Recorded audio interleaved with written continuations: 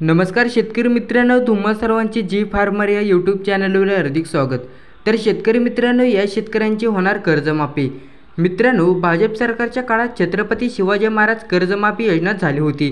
त्यातील काही उर्वरित शेतकरी राहिले होते। आता त्या कर्जमाफीला हालचालीला वेग आलेला आहे।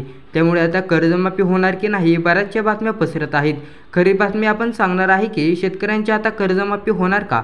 2019 मध्ये छत्रपती शिवाजी महाराज कर्जमाफी योजना सुरू झालेली होती। या योजनेत पात्र असूनही त्या शेतकऱ्यांना लाभ मिळालेला नाही।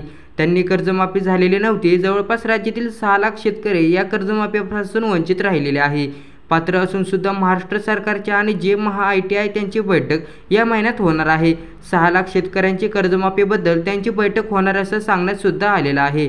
जे 2019 या छत्रपती शिवाजी महाराज कर्जमाफी योजनेतील महामूल्यांचा डाटा तो पुनर्स्थापित होत नाही आहे। त्यामुळे 6 लाख कर्जमाफी होणाऱ्या शेतकऱ्यांचे त्या कर्जमाफीपासून वंचित राहायला गेलेले आहेत।